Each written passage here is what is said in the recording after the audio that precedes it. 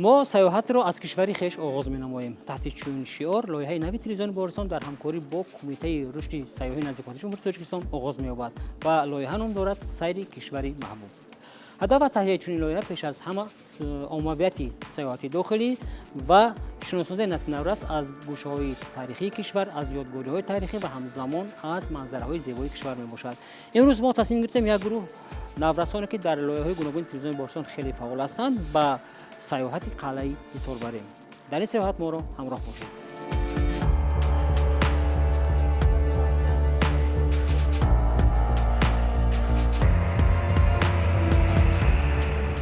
بیننده عزیز، طوری یادآور شدیم در سفر امروزه ما را همراهی میکنند یک گروه اشتراکچیان فعال از مؤسسات تعلیمی شهر ناحیه‌های گوناگون از جمله از شهر نارک، از شهر وحدت، ناحیه ورزاب، شهر دوشنبه و اینا همش اشتراکچیان فعال لایحه‌های گوناگون تلویزیون باورستان هستند. باید گفت که در این سفر ما را شریک میکند شرکت سیاحی اورینت ادونتور که ما با آنها اظهار سپاس میکنیم و همزمان باید یادآور شویم که آن لایحه‌هایی که همراه با کمیته رشد سیاحی نزدیکان جمهوری تاجیکستان ما برگزار میکنیم این لایحه‌ها را سرپرستی میکند فدراسیون فوتبال جمهوری تاجیکستان. همه ما اشتراکچیان در یک نقلیات هستیم. البته رهبر ما با اشتراکچیان صحبت‌ها دایر میکنیم و همزمان باید گفت که در این سفر نوروز به ما کمک میکند، یعنی در هم صحبت کردن با اشتراکچیان و در معرفی ابیکت‌های گوناگون قلعه حصار و چون ما در داخل نقلیات خود بلندگویک هم داریم و خدای داد همراهی عظیم جان که غالبان لایحه پروین هستند، البته رهبر همراه اشتراکچیان سرود میخوانند و البته وقتی خود را تا قلعه حصار خوش میگذرانند.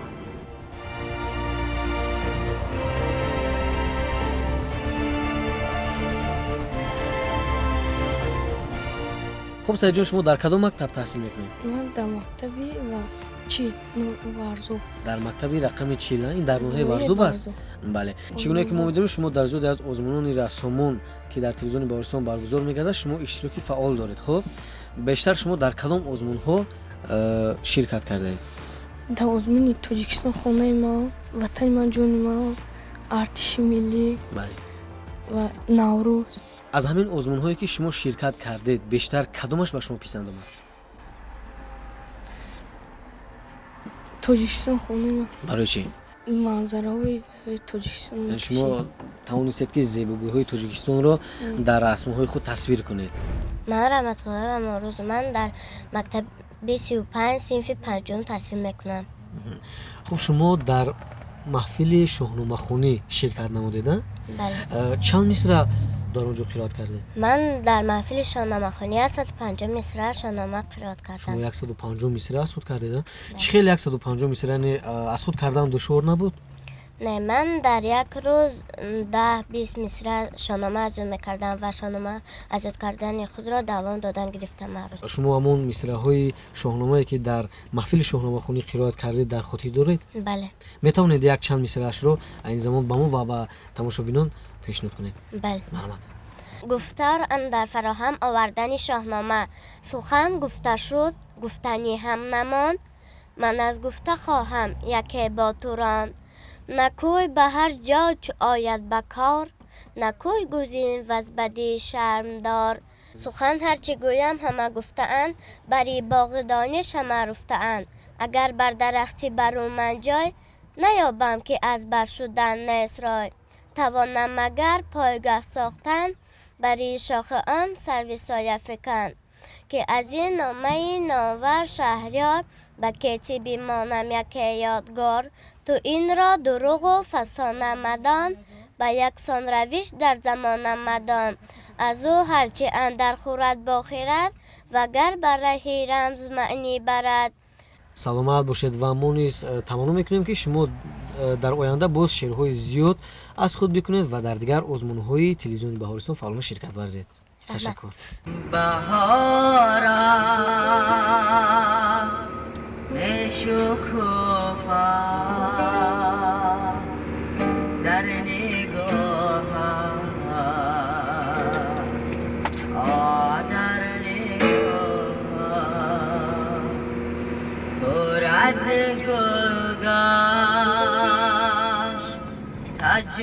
جان من در نگاه در نگاه بهارم می شکوفم در نگاهم در نگاهم بهارم می شکوفم در نگاهم در نگاهم پر از گل گشت جان من براحت آجم براحت پر از گل گشت جان من براحت آجم براحت من نبرم که می آیم زی دریا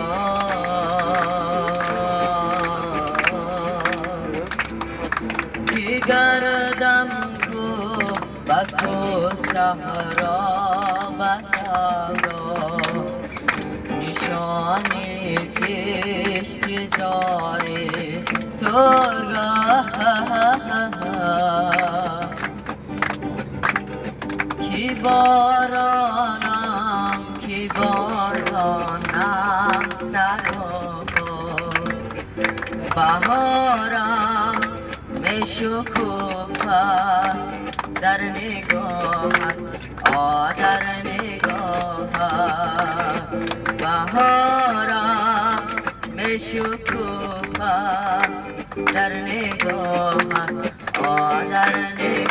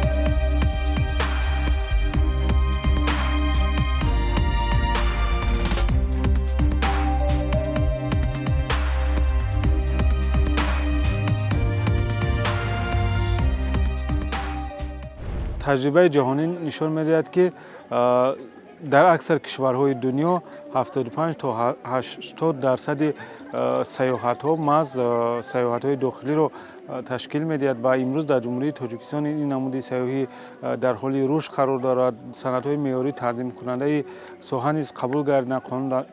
قانون جمهوری تاجیکستان درباره سیاحی داخلی و دیگر صنعت‌های معیاری حقوقی تنظیم کننده سوها نیز مکمل گشته ایستادند و باید گفت که امروز کمیته بهره معرفی امکانات‌های سیاحی با همه جانب‌های هوسمند همکاری را براه مانده است، از جمله با تلویزیون بهارستان نیز که انعکاس سیاست دولتی را در این سمت تنظیم می‌کند. بسیار همکاری‌ها براه مانده شده و امروز توسط سیاحت خوانندگان ما باز هم همکاری‌ها را جانب می‌کنیم که تا این سیاحت‌ها منبع نیز براه مانده شده باشند و نسل نورس را برای باز هم بیدار کردن احساس وطن دوستی خودشناسی و باز هم براه ماندن سیاحت‌های بیشتر که دانش و ملکه آنها را باز هم زیاد می‌کند، همکاری‌ها باز هم در سطح ضروری براه مانده می‌شوند. بچه‌ها ما حالا رسیدیم به قلعه سور. البته اکثر شما قلعه سور اومدگی هستید. از روی برنامه‌ای که ما داریم حاضر ما رو راهبردان پیشواز می‌گیرند و باید گفت که در اینجا راهبردان با 3 زبان با تمام سیاحان خدمت می‌رسند، هم به زبان تاجیکی، هم به زبان روسی و هم به زبان انگلیسی و این زمان ما با همین 3 زبان شرح راهبردان رو میشنویم و اگر شما سوال داشته باشید در رفت تماشا سوال میدید و همزمان شما میتوانید که هر هنری خود رو به ما نشان دهید.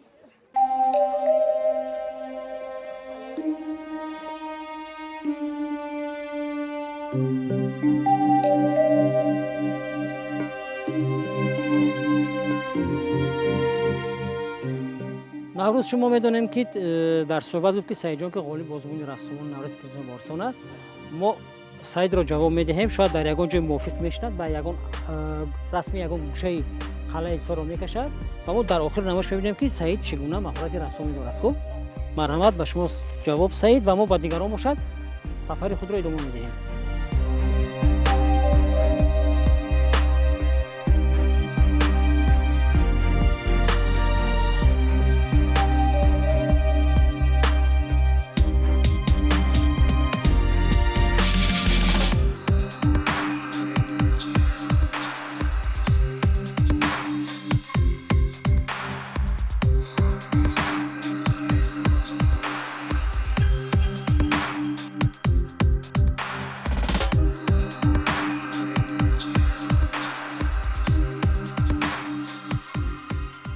меҳмонони муҳтарам, хуш омадед ба ҳисори бостонӣ, ба мамнӯъгоҳи таърихӣ фарҳангии ҳисор. бачаҳо нафарони ҳастанд ки иштирокчиёни фаъоли тамоми лоиҳаҳои телевизиони Борисон ҳастанд. яъне инҷо ҳам адибони наврас ҳастанд, ҳам рассомони наврас ҳастанд, ҳам сарванда, ҳам раққосаҳо ва ҳам умуман ки ҳама ҳунармандон ҳастанд. ба мо хотир мо хостем ки як лоиҳаи ҷадид бо кумитаи рушди сайёҳӣ дошта бошем ва ҳамин гуна наврасонро ба гӯшаҳои гуногуни Тоҷикистон ба сайёҳат барем ва бовар дорам ки албатта барои инҳо ва барои кулли тамошобинон як сайёҳати хеле хубе хоҳад шуд, албатта дар ҳамкорӣ бо шумо ва кормандони мамнӯъгоҳ. хуш омадед. хуб, шаҳри бостонии Ҳисор таърихи бой дорад ва ин шаҳр аз замонҳои қадим то соли 1924 пойтахти асосан водии Ҳисор буд. Ҳисор маънояш қалъа, ҷои иҳоташуда бо девор аст. ҳисор дар асри 6 миллод дар ҳайати империяи ҳаққоманишиҳои форс буд. дар асри 4 миллод давлати селевкиён, баъдан юнону бохтарӣ. дар асри 2 миллод кушониён, баъдан сосониён, хилофати араб, сомониён, ғазнавиён, хоразмшоҳиён, муғулҳо, темуриён, шайбониён ва амурати Бухоро. соли 1868 давлатҳои имрӯза Тоҷикистон, Узбекистон, қисман Туркманистон ва ноҳияҳои ҷанубии Қирғизистон як давлат шуданд. амурати Бухоро. дар он амурат Ҳисор пойтахти Бухорои шарқӣ буд. Бухорои шарқӣ гуфта имрӯза Бадахшон, Хатлон, ноҳияҳои тобеи маркази Тоҷикистон ва вилояти Сурхандарёи Узбекистонро Бухорои шарқӣ мегуфтанд, ки дар Бухорои шарқӣ 6 бекигарӣ буд. бекигариҳои Ҳисор, Қабодиён, Куллоб, Балҷувон, Қаротегин, Дарвоз ва бекҳои номбурдашуда андози мулкашонро ба беки Ҳисор медоданд. ӯ дар навбати худ ба амири Бухоро. барои ҳамин соли 1920 вақте ки армияи сурх Бухороро гирифт, охирин амири амурати Бухоро аз Бухоро фирор карда ба Ҳисор омад, чунки Ҳисор пойтахти шарқии давлати ӯ буд. дар китоби сайёҳи Чин Сюанцзян, ки дар асри 7 аз Чин ба Ҳиндустон мерафт ва дар давоми сафараш аз ин мулк дидан кард, он вақт то асри 8 номи ин мулк Шумон буд. ӯ менависад ки давлати Шумон аз шарқ ба ғарб 200 километр ва аз шимол ба ҷануб 100 километр тӯл мекашад. инчунин Алмуқаддасӣ Ҳисорро модаршаҳр номида буд, яъне ки дар зебоӣ, дар нуфуз аз шаҳрҳои ҳамсоя бартарӣ дошт. баъдан сайёҳи дигар Марко Поло. ва Ҳисор инчунин яке аз шаҳрҳои шоҳроҳи бузурги Абрешим мебошад. он шохаи шоҳроҳи бузурги Абрешиме ки аз Ҳисор мегузашт, аз Қашгари Чин ба оши Қирғизистон, аз он ҷо ба водии Рашти Тоҷикистон, аз водии Рашт ба водии Ҳисор, ба шаҳри Ҳисор ва ба тарафи Балх мерафт. ва як шохаи дигар бошад аз водии Ҳисор тариқи дараи Варзоб ба тарафи водии Зарафшон, аз он ҷо ба тарафи Самарқанду Бухоро мерафт. Ҳисор мулкест зархез, мулкест ки ҳунармандони маъруфе дошт. масалан як нафар, як шахсият аз Маҷористон армени вамбери соли 1863 вақте ба осиёи миёна омадагӣ буд, ӯ ба ҳисор низ омад ва дар китобаш менависад ки корду шамшеру ҷавшани ҳисор сифати хуб доштанд ва савдогарон ин молҳоро аз ин ҷо харида дар Туркия ва дигар давлатҳо 3 маротиба гаронтар мефурӯхтанд. Инчунин аз мулки ҳисор ба тарафи Самарқанду Бухоро гандум, зағер, пахта низ мебурданд. баъд аз оне ки амирони Бухоро гӯем соҳиби тахт шуданд ва хонигарии Бухороро қисман аз даст доданд, онҳо кӯшиш карданд ки ҳисор аз зери назорати идораи онҳо наравад. Барои ҳамин амирони Бухоро дар ин ҷо ё хешу табор ё наздикони худро подшоҳ ҳоким мемонданд, то ки ин мулки зархез аз они онҳо бошад. соли 1982 бо қарори махсуси ҳукумати Тоҷикистон дар ин ҷо осорхона зери фазои кушод сохта шуд, то ки таърихи ин мулк ҳифз карда шавад. аз шаҳри бостонии Ҳисор ба мо омада расидааст якум худи қалъаи Ҳисор, ки ҷои зисти ҳокимон буд. қисмати баландтарини ин қалъа ҷои ҳокимнишин буд ва қасри ҳокими Ҳисор он ҷо қарор дошт. қисмати дуввуми қалъа уштурхона ном дорад, ҷои зисти хизматгорон, ҷои нигаҳдории аспу шутур ва инчунин амбор дар он ҷо буд. қисмати сеюми қалъа қисмати аскархона аст, ҷои зисти сарбозон ва ҳар қисмат бо девор иҳота шуда буд. боқимондаи он деворҳоро то ҳол дидан мумкин аст. дарвозаи қалъа мансуби асри 16 буда, қабати болоиаш тармим шудагиаст. дар майдони регистон бошад, дар атрофаш мадрасаи кӯҳна аз асри 16, мадрасаи нав аз асри 17, корвонсарои хиштин аз асри 19 ва на он қадар дур аз худи қалъа мақбараи махдуми аъзам аз асрҳои 10-16 ва масҷиди сангинӣ аз асри 8 боқӣ мондааст. ҳамаи ин ёдгориҳо инъикоскунандаи таърихи бои ин мулк мебошанд. ва ма мехостам агар бачаҳо зери ягон савол дошта бошанд ба ягон савол муроҷиат кунанд ва мо идомаи сафарро дар ҳамон қисматҳое ки номбар кардем ба ҳамон ҷо идома медиҳем. ман ҳангома иштирокчии барномаи маҳфили адибони наврас. ман якчанд сол пеш ба ҳамин қалъа омада будам ва дар ин қалъа ҳамин ободиёна буд.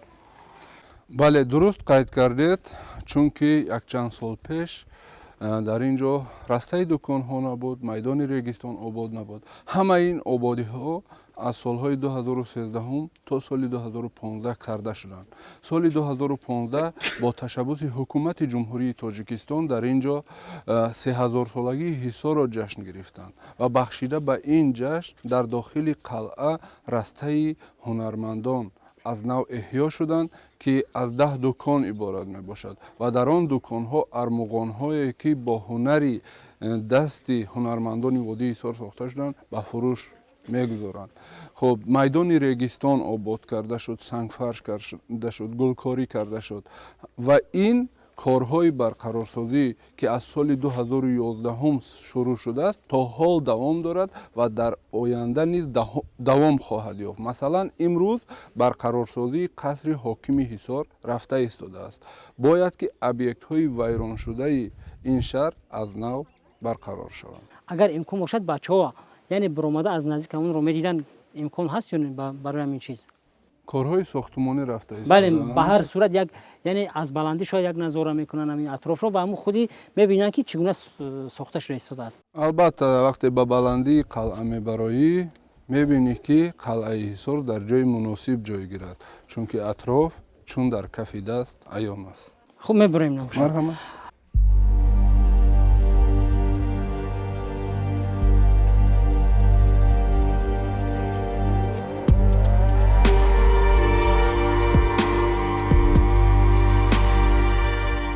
хуб, Садаф, чӣ гуна ки мо медонем шумо дар маҳфили адибони Наврас ширкат мекунед.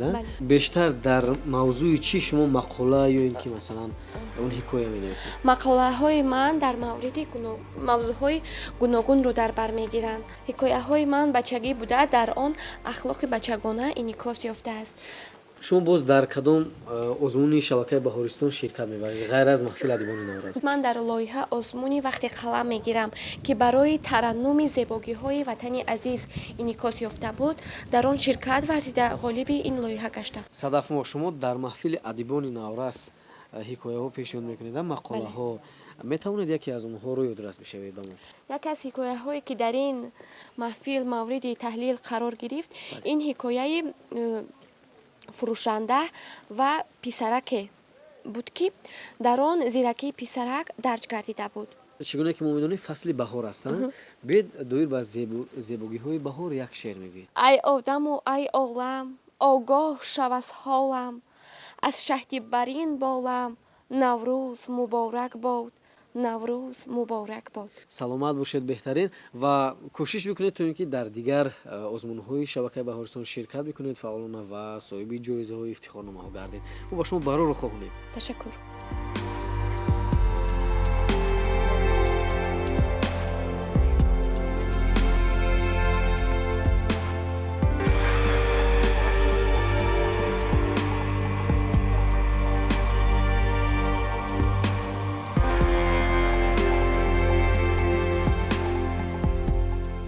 меҳмонони муҳтарам, мо дар қисмати баландтарини ин қалъа ҷойгир ҳастем. дар ин ҷо қасри ҳокими ҳисор қарор дошт ва ҳоло тармим барқарорсозии он қаср рафта истодааст. ман навраси ҳунарманд шукрона аз шаҳри норак. ин манзили бегнишин ҳамин тавр буд ё тахаюли меъмор аст? дар бораи ин қаср аввалон ки маълумотҳо зиёд ҳастанд, маълумотҳои таърихӣ.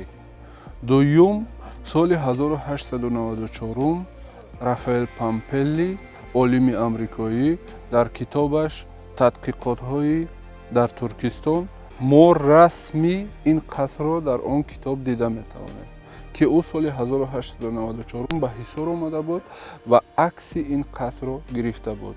дуюм олим Леон Баршевский аз Полша соли 1894 низ ба ин ҷо омадаги ва дигар аксҳо аз сол то солҳои 40 аксҳои қаср ҳастанд ва ҳангоми барқарорсозии ин қаср меъморон, тармимгарон аз он аксҳо, аз он маълумотҳои таърихие ки дар бораи ин қаср ҳастанд истифода мебаранд. ҷиддият бачаҳо маълум мешавад ки асоси воқеъ дорад ҳамин тарҳ. аз ин ҳам мо огоҳ шудем ва ман чун ҳоло корҳои сохтмонӣ аст мо дар он даромада наметавонем мехел нест.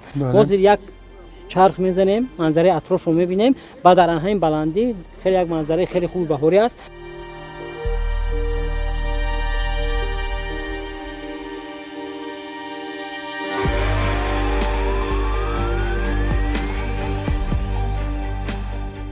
бинандиз воқеан ҳам анамин манзили ҳокими ҳисор дар ин баландӣ буд ки қариб тамоми водии ҳисор аз инҷо намудор аст ва аз худи ин баландӣ тавре мебинем қариб ҳамаи гӯшаҳои анамин мамнугоҳ, яъне ҳам мадрасаи кӯҳна, ҳам мадрасаи нав, ҳам гурхона ба дигар худи арк хеле хуб намудор аст ва албатта ҳар нафаре ки аз ин макон амин мамнугоҳро тамошо мекунад ҳам бо манзараи атроф як тамошогоҳи хеле дилчасп аст.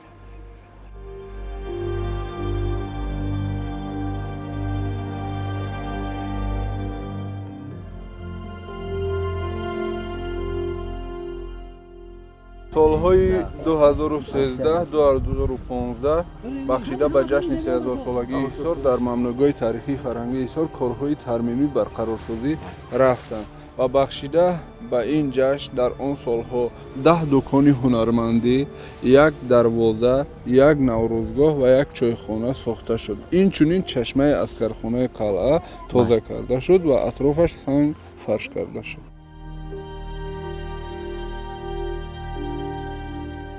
яке аз иштирокчиёни фаъоли лоиҳаҳои телевизиони Баҳористон Шукрона аст. Шукрона Қарахонова аз шаҳри Норак. Мехелне Шукрона бори аввал аст ба қалъаи Ҳисор омадед? бале, ин бори аввал аст. ман хурсанд аз он ҳастам ки маро ҳамроҳи худ гирифта ба ин сафар омадед. яъне албатта шумо ва дигар ҳамсолони шумо аз қалъаи Ҳисор як таъссуроти хеле зиёд мебардоранд.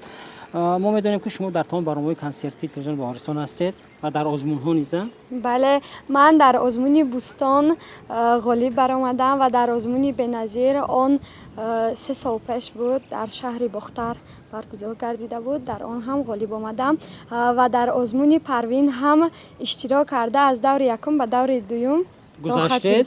вале ҳоло озмуни Парвин идома дорад. албатта рақобат боз ҷиддитар мешавад барои шумо. бовар дорам ки боз тайёрии хеле хуб мебинед. бо ки машқ мекунед? ҳамроҳии модарам. мо кас устоди рақс ҳастанд? کم پیش وای استادی رقص بود و با مادرم در خانه تمرین کرده. بله و ما باور داریم که چون برنامه در این روزهای نوروزی است، شما در این مکان قلعه ایثار هم برای نفراتی که همراه شما هستند و هم برای بینندگان یک رقص جالب هم اجرا میکنیم. بله و چون ما میشتابیم تا به دیگران رسیم و اونجا سفر خود رو ادامه میدیم.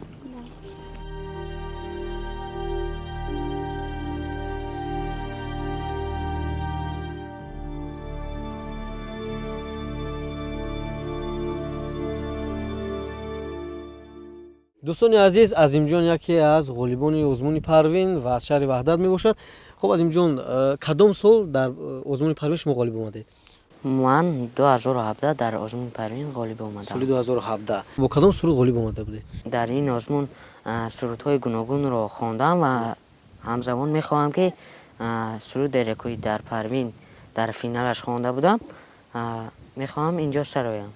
و این لحظه ما تماشاگران اشتراکچیان منتظر هستیم که تو اینکه از زبان شما بشنویم. حرمت. به روی تو خورشیدی جهان سوز مباد، به تو چراغی عالم افروز مباد، با وصف تو کس چومم بدآموز مباد، روزی که تو را نبینم آن روز مباد، با وصف تو کس چومم بدآموز مباد، روزی که تو را نبینم آن روز مباد.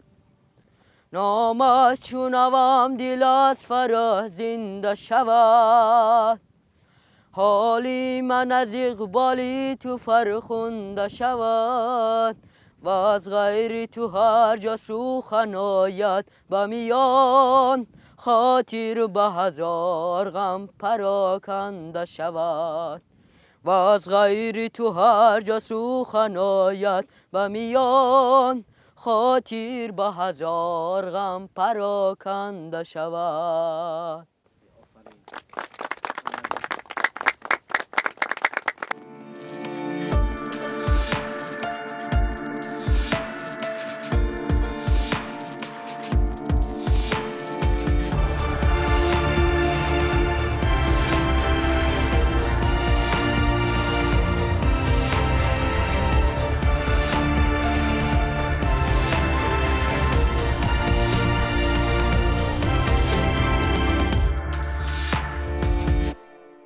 هنگامه شما میگفتید که در کدام نمایش‌های تلویزیونی بهارستان شرکت میکنید؟ در نمایش‌های تلویزیونی بهارستان اولا در برنامه بهتر از دوست، برنامه محفل ادیبان نورس، سه دخترکان و غیره ها اشتراک کرده. شما کدام اثرهای صدرالدین عینی را میدونید؟ استاد صدرالدین عینی بسیار اثرهای نوشته‌اند و ما یکی از اثرهای او را در برنامه بهتر از دوست پیشکش تماشابینان گردانیدیم که این یادداشت‌ها میباشد. از این سیاحتی که با شما داشتید امروز چی تاثیرات برداشتید؟ امروز از سیاحتی که در اینجا داشتم خیلی خوشحال شدم و گفتنیم که ما به قلعه حصار آمدیم و بسیار یادگاری های تاریخی را از خود نمودیم و می توانیم که این را رفته به دیگر همسینفانمون نقل نماییم که ما در اینجا چی ها دیدیم، با چی ها شناس شدیم. ما نیز به شما همین توصیه رو میدیم که اون چیزی رو که شما امروز آموختید به دیگر همسینفانتون، به دیگر دوستانتون خب اون رو آموزونید. سلامت باشید.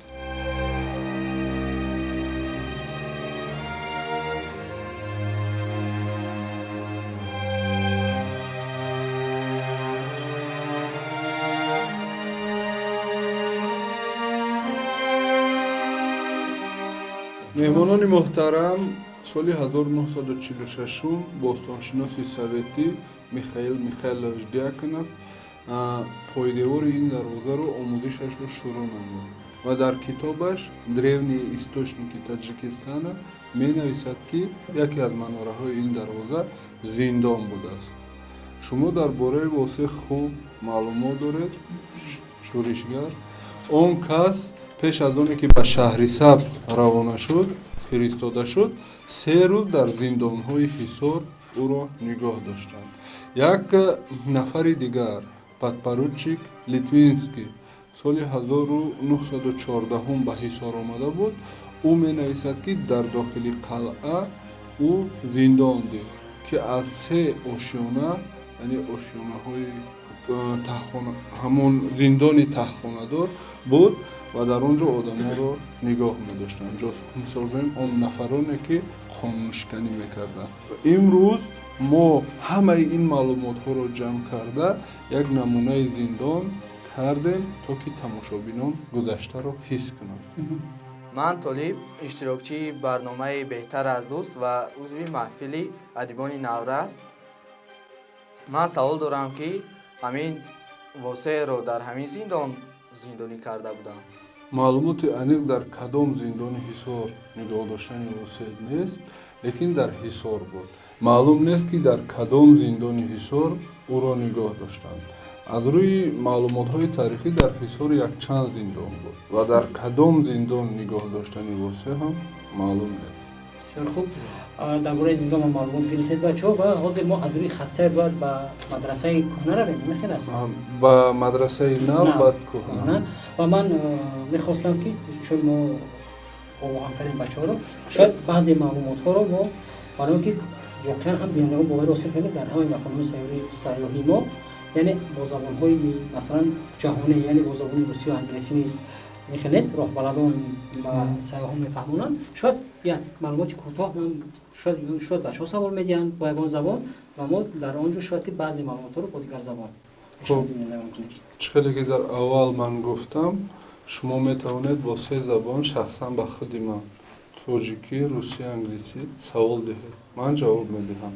ҳоло дар роҳ ба сӯи мадрасаи нав мо аз майдони регистони Ҳисор мегузарем.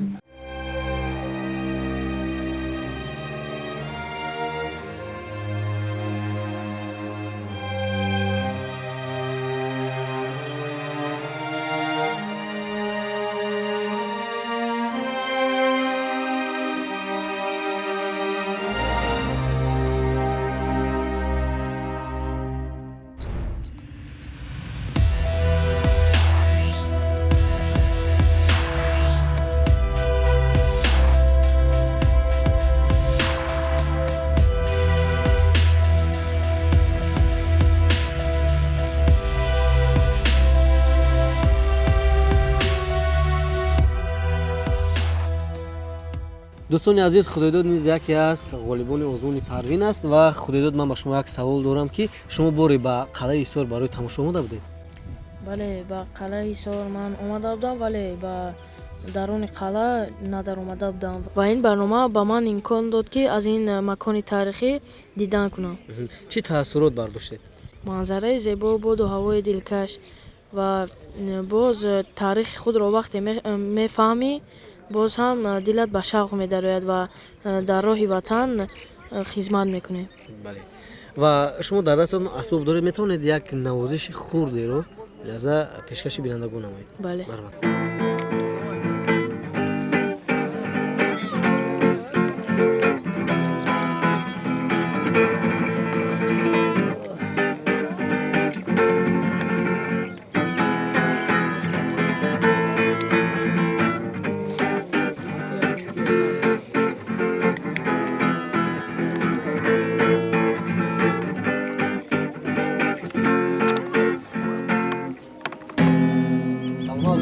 ва биёед саёҳатамонро идома медиҳем. рафтем.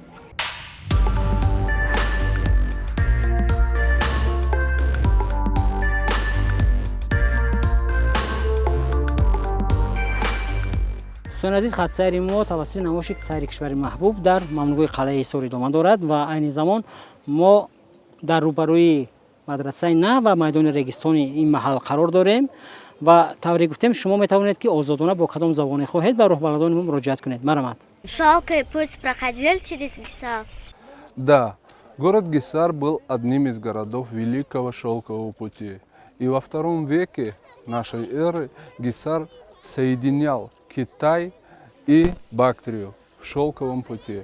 И вот площадь, на которой мы находимся, здесь был базар, здесь велась торговля, и люди разных концов приходили сюда торговать. Здесь даже по ночам торговали, ставили кувшины с маслом, все горело, ночью было светло, как днем.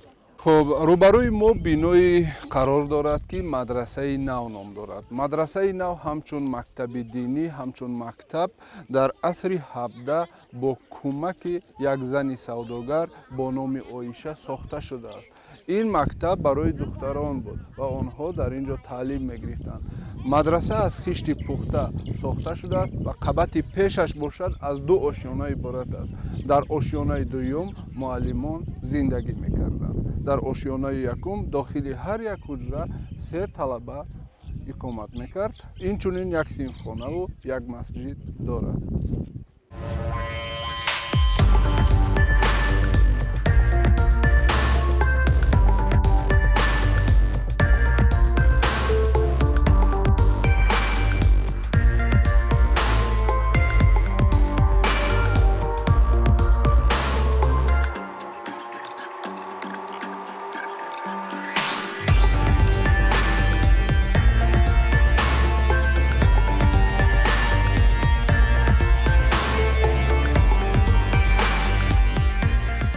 انا این صحن یا مدرسه نوست بچه‌ها در اومدیم دیدیم و اگر باز یگان سوال باشد مرحمت.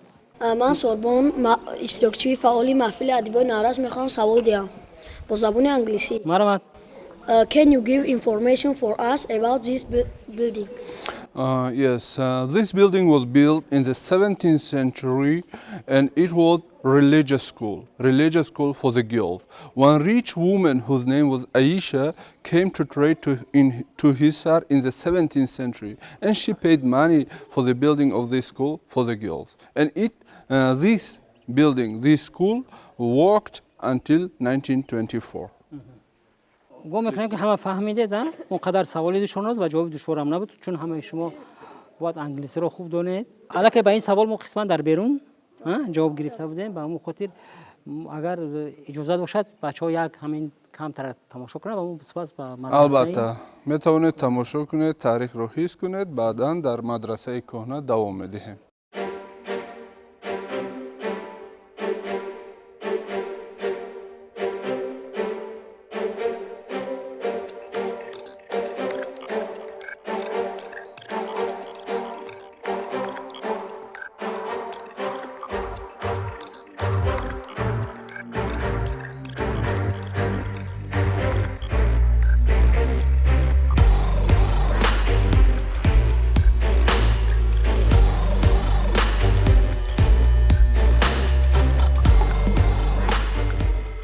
من علی و عایشه از محفل ادیبان نوروز می باشم. اینجا به قبر شباهت دارد و من میخواهم پرسم که در اینجا کیها دفن کرده شدند. سالهای 20 عصر 20 دو مدرس همین مدرسه های حصار یکی میرزا بردی قل دیگر مولا افغان در اینجا به خاک سپریده شدند.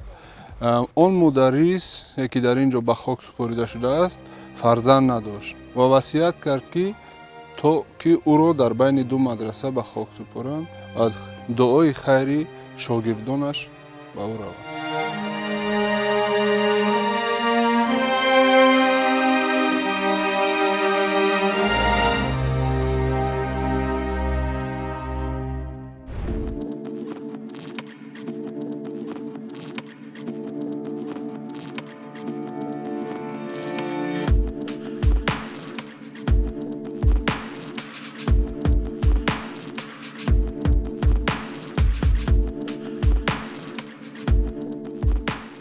مهمانان محترم، حالا ما در مدرسه کهنه قرار داریم. مدرسه کهنه همچون مکتب تعلیمی، مکتب دینی در عصر 16 بنیاد شده است.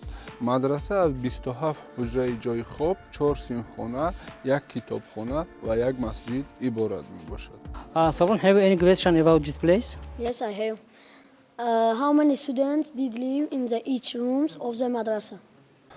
In each room of the madrasa lived 3 students, and there are 27 living rooms, 4 classrooms, and 1 mosque and 1 library in this madrasa.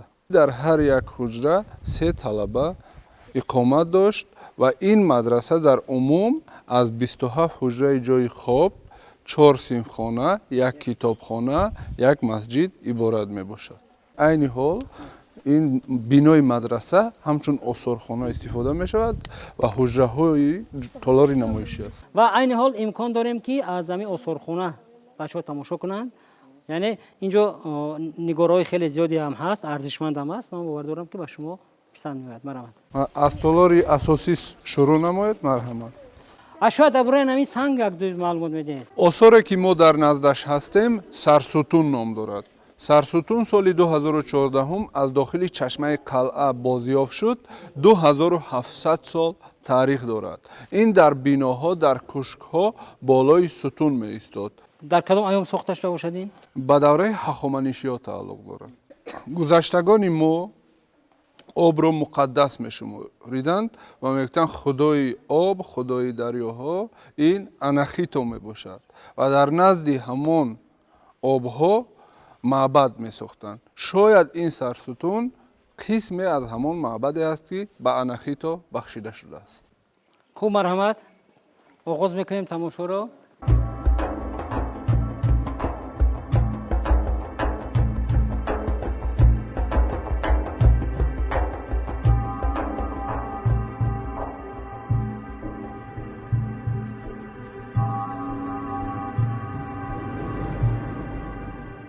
меҳмонони муҳтарам, дар ин аксҳо мо симои қадимаи шаҳри бостонии ҳисорро мебинем.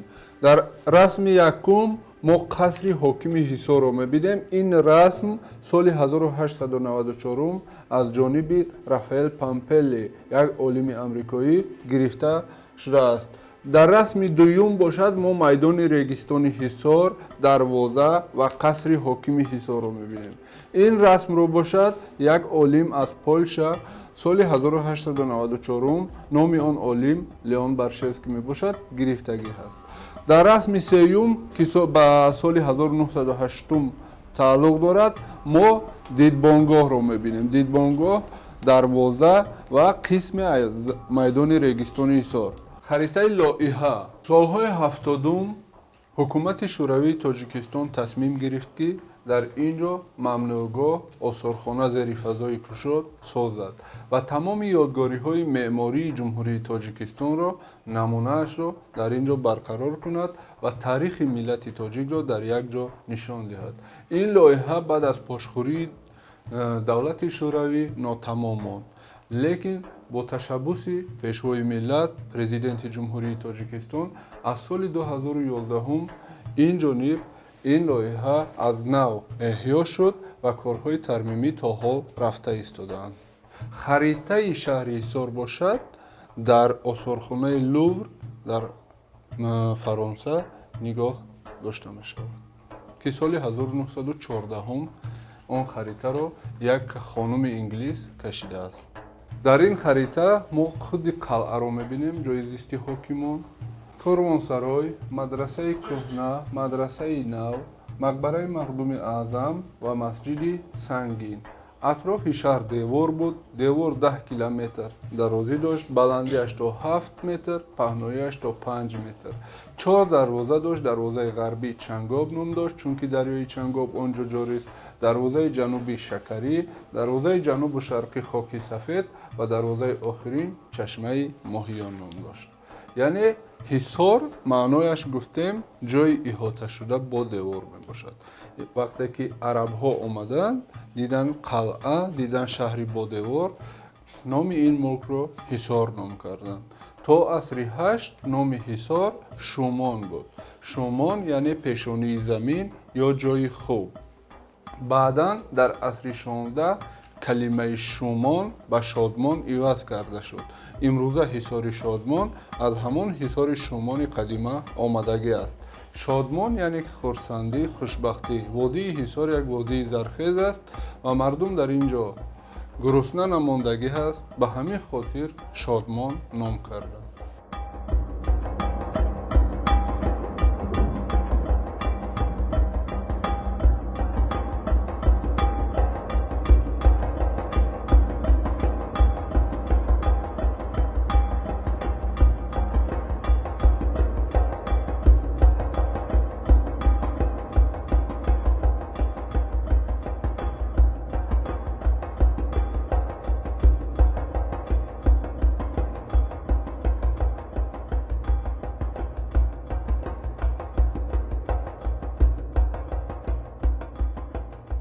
دوستان عزیز اکنون ما به نزد سعید آمدیم به نزد رسام و این زمان میبینیم که کدام رسم رو تصویر کرده است و با بچه ها شاهد میشویم و شما به رسم سعید بها میدید. درست است؟ رفتیم. خب سعید سلام بار دیگر. خب اکنون میگفتید که شما در این ورق کدام رسم رو تصویر کردید؟ من در این ورق و قلعه حصار رو کشیدم. یعنی این درآمدگاه قلعه حصار است. خب بیاید با بچه‌ها نشون میدیم. خوب کشیده است این رسم رو یا نه؟ یعنی درست تصویر کرده است؟ خوب است؟ بله. خب دوستان عزیز این زمان رسم کشیده سعید رو با شما نیز پیشنهاد می‌نماییم و ببینید که خیلی یک استعداد جالب، یعنی درآمدگاه قلعه حصار رو این خب نورس صاحب ذوق تصویر نموده است. خب سعید تشکر زیاد برای چون یک رسم خیلی هم جالب. بچه‌ها بیاید با استعداد سعید جان یک کفکوبی میکنیم.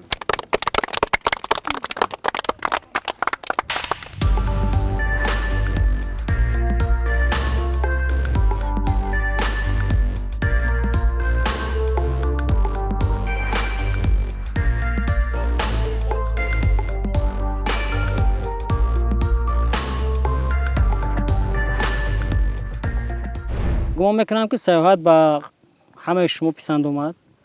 اندک خسته هم شدید ولی در این قسمت چون ما هنرمندان نیز داریم قسمت تفریحی برنامه است و من میخواستم هم شکرانه و هم خدایداد هنر خود را نشان دهند برای بینندگان چون برنامه ما در نوروز است و این یک تحفه نوروزی می شود از نام ما و شما و بینندگان در این قلعه حصار. خوب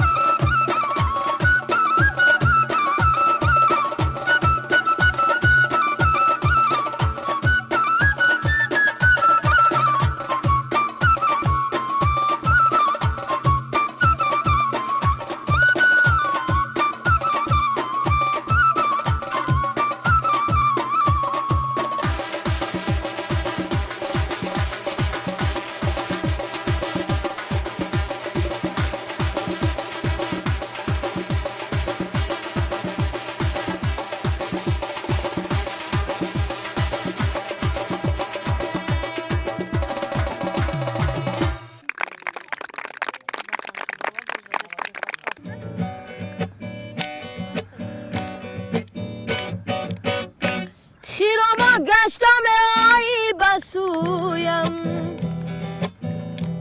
بیا جانم بیا آرزویم خیرم گشتم ای بسویم بیا جانم بیا آرزویم شده دیوانه آن چشم سیاحت دل من گشته افسانه دوران به نوایت دل من بروم تا کی تو و یادی تو از جان ببرم گشته و زار و پرشان به نوایت دل من کشته ای تیر و نگاهت هستم من تشنه ای روی چماهت هستم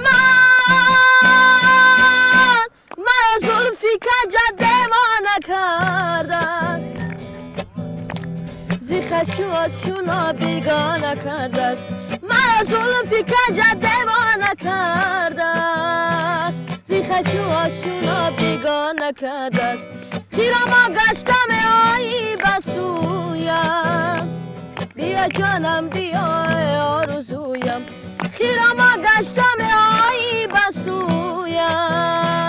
بیا جانم بیا آرزویم.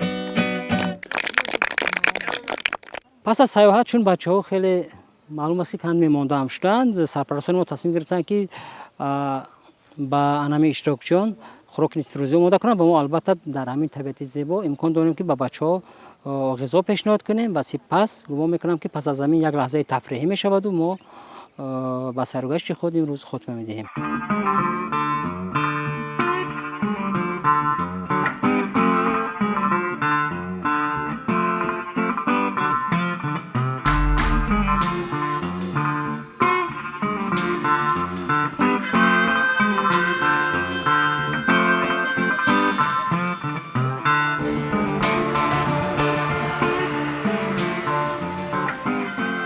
بچه‌ها اگر میدونید که ما اگر به مدت دور و دراز یگانجا به سیاحت رویم البته با خود خواهیم نخواهیم یک مقدار مواد خوراک میگیریم. معلوم است که پس از تناول کردن شاید بعضی پرتوها موناد که ما باید آن را کار کنیم باید که به یگانجا پرتویم به پرتوگاه. در همین حالت چیکار کردن در کار که میگوید ضرور میآید که پرتو را در یگانجا پرتویم و در این گونه کوه جای پرتو نیست و ما میتوانیم یک چقوری کنده پرتومان را در آنجا پنهان نماییم. در همین حالت‌هایی که ما حالا مثلا هستیم در دست ما پاکت‌های کاغذی هستند ما می‌توانیم آنها را برده در جای‌هایی که پرتوگاه هست در آنجا پرتویم. بله و واقعا هم هنگام سیر و سیاحت در این یا آن گوشه سیاحی پیش از همه رعایت کردن به تازگی در مد اول می‌ایستد برای اینکه در این گونه جای‌ها همین خیلی نیست از خارج از داخل نفران زیادی به تماشا می‌آیند و باید که ما همیشه طبیعت یا عموما در گوشه که به سیاحت نرویم باید که تازگی همون محیط را ما خلالدار نکنیم. فکری شما به دیگران البته دستور می شود و آنها بعد اگر در اونجا به سیاحت روند حتما همین کار را اجرا میکنند.